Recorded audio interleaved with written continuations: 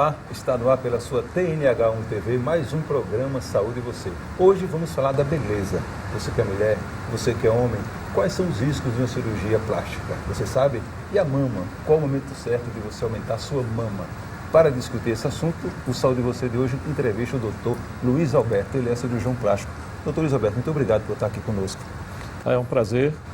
E vamos começar os esclarecimentos da população e tudo que você quiser. Estou aqui ao seu dispor. Fica à vontade, Obrigado. doutor. Reconstrução da mama, doutor. Existe perigo para essa cirurgia? Toda cirurgia ela é cercada de riscos. Para que a gente consiga diminuir esses riscos, a gente tem que tomar algumas providências, algumas precauções, são coisas simples, são coisas de toda cirurgia, do nosso dia a dia. Como exames pré-operatórios, a história do paciente é importante, ver se o paciente tem algum tipo de alergia, tem algum histórico familiar, se o paciente tem algum problema cardíaco, se tem história de diabetes e por aí vai. Outra providência importante é você estar num hospital que lhe dê segurança, que tenha UTI, hospital que tenha uma assistência na hora que você precisar de algum outro especialista. O anestesista é importantíssimo, você tem um bom anestesista. Enfim, que você esteja num ambiente que lhe ofereça segurança. Então, você consegue diminuir o risco, você não consegue eliminar todos os riscos. Doutor, em que situação essa cirurgia é indicada? Qual você fala? A da reconstrução, isso, da reconstrução da mama. A reconstrução da mama é basicamente indicada quando há uma perda da mama, seja uma perda congênita, que é a perda de nascença, tem gente que nasce sem a mama, e a que é mais popular, quando a paciente perde por um câncer de mama, uma tumoração que ela tem que tirar todo o tecido mamário, às vezes tem que tirar tecido da axila, às vezes a cirurgia se torna mais alargada. Então, toda situação em que há uma remoção, uma mutilação da mama, ela tem indicação de ser reconstruída, desde que a paciente não esteja num estágio tão avançado que venha a ter doenças já em outros órgãos. Aí essas pacientes não têm indicação para a cirurgia. Esse tipo de procedimento, doutor, deixa cicatriz no abdômen? Depende. Existem várias maneiras de você fazer uma reconstrução.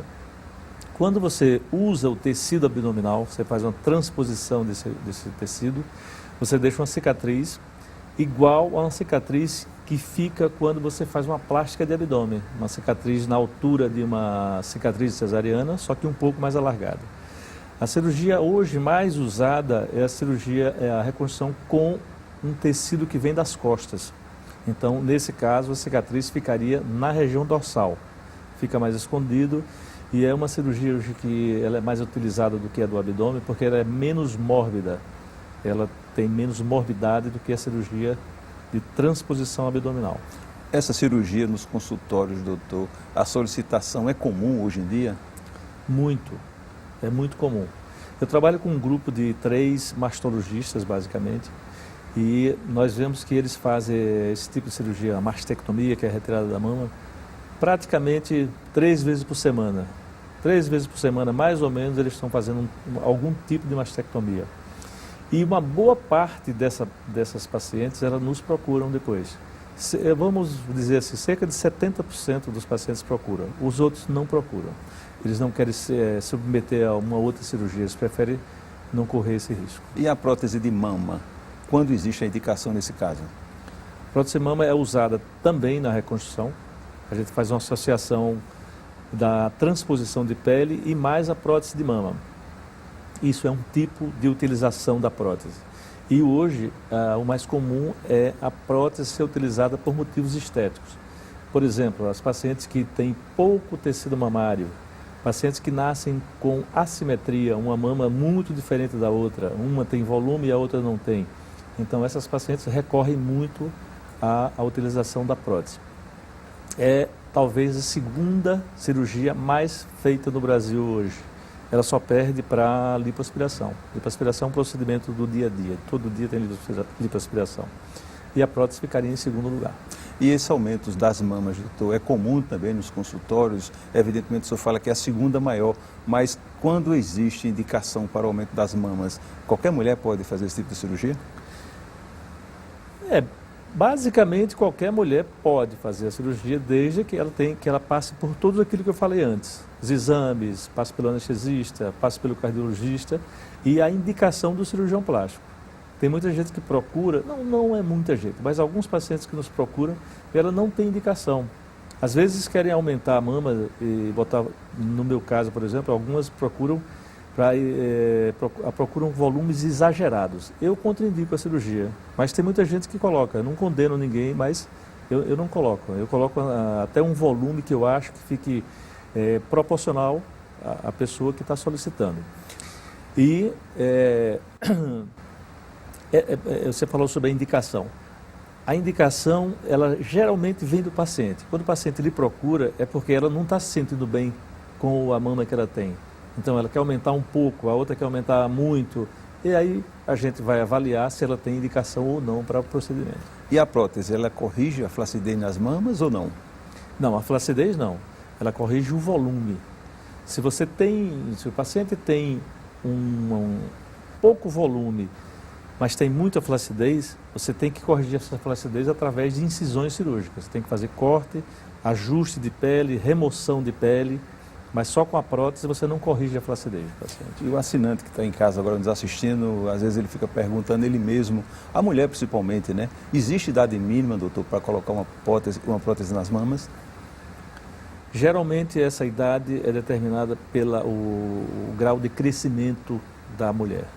Depois que ela passa da adolescência, e é bom que você tenha alguém, uma parceria com um mastologista, com uma mastologista, principalmente, porque se tratando de uma quase criança, é melhor que você mande ela para uma mastologista, porque ela vai ficar mais à vontade. Isso é uma conduta nossa também. Então, quando o paciente é muito jovem, geralmente divido essa responsabilidade, mas não existe nada estabelecido. 13 anos, 14 anos, vai depender muito do crescimento, vamos dizer, o crescimento hormonal, em que fase de crescimento ela está, se já acabou essa fase, se já passou da fase da adolescência. Existe a melhor prótese ou todas são iguais? Existem as melhores próteses, existe um órgão nos Estados Unidos chamado FDA, que ele praticamente seleciona, ele fiscaliza tudo que é relacionado com medicação, com alimento e tudo. Então, toda prótese que passa pelo crivo do FDA, ela é considerada como uma prótese boa. Então, hoje nós temos aqui no Brasil um fabricante que é muito bom. Nos Estados Unidos nós temos uns 4 ou 5. Você não pode ficar usando tudo também, que senão você perde a referência. Eu elegi 3 marcas e uso as 3. Mas a gente sabe que existe no mercado fábrica, como já houve há uns 2 anos atrás, uma prótese fabricada na França que causou grandes problemas, tanto do ponto de vista médico, porque ela causava doença, mas como a qualidade, a resistência da prótese. As próteses estouravam e causavam grande reação inflamatória no corpo das pessoas. Então existe a prótese boa, você tem que ter muito cuidado na hora de selecionar essa prótese. Geralmente quem indica, quem recomenda é o cirurgião. Ele é que está acostumado, ele é que usa no dia a dia. Às vezes o paciente vem assim, doutor, minha amiga usou tal prótese. Então você tem que ter a autonomia como cirurgião de dizer, olha, essa prótese eu não recomendo. Essa prótese não é uma prótese boa, não tem resistência. Você como cirurgião, você tem o dever de escolher o material que você vai usar. E a durabilidade de uma prótese? Só para ter uma ideia, como funciona essa durabilidade? Questão, você falou que tem a melhor e a prótese, digamos assim, menos ruim. Qual é a durabilidade de uma boa e de uma menos ruim, no caso, doutor? Esse estudo ainda não foi feito. O que se sabe é que as próteses antigas, elas tinham uma recomendação de serem trocadas a cada 10 anos. Você marcava a cirurgia e já marcava daqui a 10 anos, você volta para trocar a sua prótese.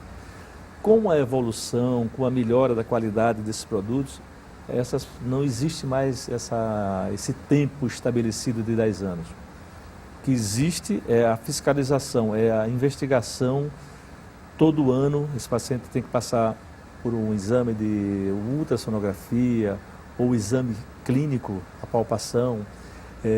Quando a gente percebe que há alguma mudança na localização da prótese, na consistência, então a gente pede o exame. Esse exame pode ser um ultrassom, pode ser uma ressonância magnética. Se houver alguma alteração na prótese, alguma alteração na localização, aí tem indicação de mudar.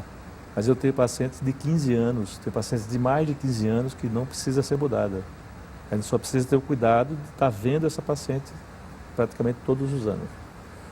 Você está na TNH1 TV, o programa é Saúde e Você. Hoje é um tema bastante especial, né? Principalmente para as mulheres que gostam de beleza e os homens também. Para isso entrevistamos aqui o Dr. Luiz Alberto, que ele é cirurgião plástico. Doutor, lipoaspiração, um tema bastante polêmico, né? Porque é um procedimento que as pessoas acham que é normal, fácil de fazer, mas existe um certo cuidado. Quando é indicado, doutor, a lipoaspiração? Esse tema é um temazinho muito atual, há uma polêmica enorme e às vezes informações um pouco truncadas a respeito do que vem acontecendo. A gente não pode esconder, não pode jogar a coisa para baixo do tapete e dizer que não acontece nada. Recentemente tivemos 2 ou 3 casos no sul do país, pacientes que vieram a óbito por causa de lipoaspiração. Então, geralmente isso acontece. Ou o paciente está num lugar que não é adequado, não existe a segurança. A maioria desses problemas que aconteceram, eu acompanhei de perto, porque na época eu era da diretoria da sociedade, eram de pessoas que não eram da Sociedade de Cirurgia Plástica, outros que foram submetidos à cirurgia em clínicas sem a menor condição. Não vamos generalizar aqui, tem clínicas aqui em Maceió, inclusive, que tem todas as condições para você fazer esse tipo de cirurgia. Mas essas que a gente assistiu, acontecer essas coisas, eram clínicas que não tinham a menor condição. Uma delas, eles guardavam a medicação no armário de banheiro.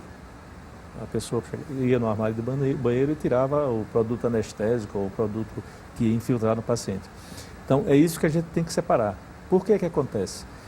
A lipoaspiração é uma cirurgia, como qualquer outra, tem que ir para o cardiologista, anestesista fazer os exames. Segundo, ela é uma cirurgia que não requer grandes incisões. Então, alguns especialistas de outra especialidade, que não a cirurgia plástica, se aventuram a fazer. Porque como ela não tem grandes incisões, ela é feita através de pequenos furos, eles estão banalizando a lipoaspiração. Todo mundo acha que pode fazer a cirurgia, vai lá e perfuram, deixam sequelas no abdômen, nas costas das pessoas. Então, eu não vou dizer para os telespectadores, nem para você, que isso não aconteceu com um cirurgião qualificado. Isso pode acontecer. Acidente em cirurgia pode acontecer. Risco, não existe risco zero. Mas, na Folha de São Paulo tem um artigo muito interessante. 97% dos processos médicos em lipoaspiração são de pessoas não qualificadas. É assim, eles dizem textualmente lá na manchete. Entendeu? Então foi uma pesquisa feita, então 97% é um número muito alto. 3% aconteceu com pessoas que eram qualificadas, mas um número assim, que logicamente que nós não queríamos que acontecesse, mas em termos de incidência, de estatística, é aceitável na medicina. Doutor, eu peço licença ao senhor agora para o intervalo comercial. Você que está em casa, a gente volta daqui a pouco, depois dos comerciais. É rapidinho.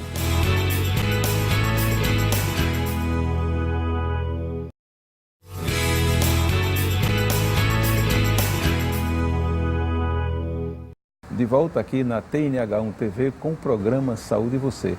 O nosso entrevistado de hoje é o Dr. Luiz Alberto, ele é cirurgião plástico. Doutor, falamos aqui de lipoaspiração. Quais são os tipos de lipoaspiração que existem hoje no mercado? A lipoaspiração ela é única, só existe a lipoaspiração. Mas com o passar do tempo, a lipoaspiração ela está no Brasil desde 1980, né? Já faz algum tempo. Então, houve assim um certo, vamos dizer, apelo. A lipoescultura é um termo bonito, mas tecnicamente ela é uma lipoaspiração.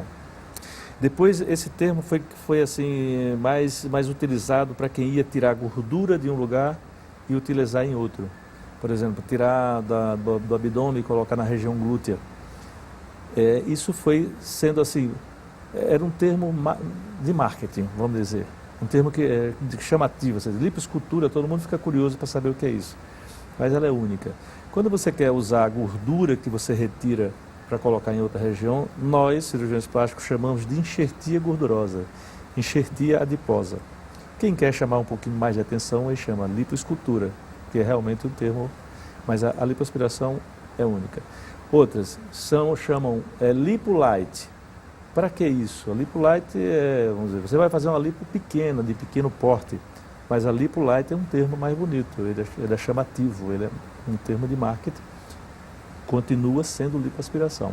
Então, eu não gosto de usar isso porque eu trato a lipoaspiração de uma maneira muito séria. Ela é uma cirurgia, então a lipoaspiração, no caso de a gente precisar de usar gordura, é uma lipoenxertia. Então ela é única. Com quanto tempo o paciente nota o resultado de uma lipoescultura? Você começa a perceber na hora que o paciente começa a desinchar, certo? O edema começa a sumir. Então isso acontece geralmente na segunda, terceira semana. Mas o resultado definitivo, para a gente dizer, não vai mudar mais nada, está tudo bem, depois de 3 a 6 meses. Porque vai depender de cada organismo. Cada organismo tem o seu ritmo, tem a sua velocidade de absorver esse edema. Então, o ideal é que se você quer definir que sua lipoaspiração está boa, se o resultado é bom, ou se ela vai precisar de algum outro retoque, 6 meses é mais seguro. Agora, doutor, prótese de glúteo. Fale-me sobre esse procedimento. Também é comum nos consultórios hoje? Prótese de glúteo é uma cirurgia que ela está sendo muito popularizada hoje em dia. Ela não chega nem perto das próteses mamárias, porque a prótese mamária já tem mais tempo. A prótese glútea, existe um preconceito, porque as primeiras que apareceram no mercado elas não eram muito boas, não davam resultados naturais, e as pessoas assim, têm um certo preconceito contra elas. À medida que vai evoluindo, vai melhorando a técnica, a localização onde se coloca a prótese, foi crescendo e hoje a gente já pode dizer que ela deixou de ser uma cirurgia rara. Para você comparar, por exemplo, você bota 100 próteses de silicone na região mamária para 10 a 15 de região glútea. Então, proporcionalmente é um número bem menor. Mas a gente nota que está crescendo, porque as pessoas estão vendo que o resultado é satisfatório, que a cirurgia é muito segura e quando ela é bem indicada, o resultado é fantástico. A gente não pode querer colocar prótese glútea em todo mundo que nos procura. A gente tem que selecionar o paciente, tem que ver se aquilo ali vai dar um bom resultado. Tem que escolher o formato da prótese para cada pessoa. Então isso requer aquela curva de aprendizado, também que hoje a gente já tem uma certa experiência que durou tempo, não foi rapidinho assim. Não, e nesse caso, o resultado é imediato? O resultado da prótese glútea é imediato, é como o resultado da mama, da prótese mamária. Você vê em seguida, no dia seguinte você bota o paciente em pé e você já vê o resultado. Cirurgia íntima, né, doutor? Também é uma coisa que às vezes a gente ouve muito falar. Quais são as cirurgias íntimas mais comuns hoje no mercado, doutor? A cirurgia íntima mais comum é a redução do pequeno lábio. É a mais comum. Existe outras cirurgias que têm cirurgiões quase que especializados nisso, que divulgam os seus consultórios, tal como especialista nessa região. Eu faço muito raramente quando sou solicitado por algum ginecologista, mas não é minha área direta de atuação. Nesse caso dessa cirurgia dos pequenos lábios vaginais, o resultado também, ele é imediato ou leva algum tempo para aparecer? Ele leva algum tempo porque é uma região que deixa muito edema, muito inchaço. Ele leva algum tempo para o resultado se definir. Como cirurgias faciais também é outra coisa do dia a dia. É comum hoje também, doutor? É comum. A cirurgia facial, ela também evoluiu muito. Passou uma época que as pessoas que faziam cirurgias faciais, elas ficavam com o estigma da cirurgia plástica, elas não ficavam naturais. As técnicas eram totalmente diferentes do que você tem hoje. E cresce muito. Dizem os mais experientes que, à medida que você vai criando o cabelo branco, né, que você vai ficando mais maduro, aí você vai mudando o seu foco de cirurgia, porque as pessoas lhe procuram também. E a cirurgia plástica ela é mais dirigida para os cirurgiões que vão ficando mais maduros. Eu estou ficando, acho que um dia eu vou operar mais cirurgia de face. O senhor está novo ainda, né? É, pois é. Custo-benefício, doutor, uma cirurgia dessa, só para o assinante ter uma ideia, quanto custa mais ou menos? Olha, varia muito, varia muito. A gente falar em valor, ela vai assim, o cirurgião que é mais novo, ele cobra um pouco menos, porque ele não vai competir com o cirurgião que já está com mais tempo, com mais nome. Se você vai para o sul, essa cirurgia é geralmente mais cara do que aqui no Nordeste. Mas vamos falar assim, em termos de Nordeste, uma cirurgia de face, você contando com clínica e tudo, ela sai uns 15, 16 mil reais. Agora, doutor, uma coisa importante, o hospital que realiza esse tipo de cirurgia, é obrigatório ter uma UTI nessa unidade? Depende da cirurgia. Se você vai fazer uma cirurgia de grande porte, o que é que você chama? Uma plástica de abdômen com plástica de mama, que são duas cirurgias grandes. Então, você quase que obrigatoriamente você tem que procurar um lugar que tenha UTI. Mas o Conselho Regional de Medicina recomenda que a clínica tenha os meios de socorrer esses pacientes, mas não as obriga de ter UTI. Por exemplo, se você fala em cirurgia de face, que é o assunto anterior, cirurgia de face é uma cirurgia realizada com anestesia local e uma sedação. Então, você não precisa estar no hospital de grande porte. Se o paciente é um paciente rígido, paciente mais jovem, com todos os exames em dia, você pode fazer muito bem. Inclusive, é mais indicado até que você faça numa clínica, desde que a clínica tenha todos os recursos para socorrer esse paciente no caso de um acidente anestésico, de um acidente cirúrgico, um acidente anafilático, um choque anafilático. Então, ela tem que ter condições de socorrer esse paciente. É muito importante o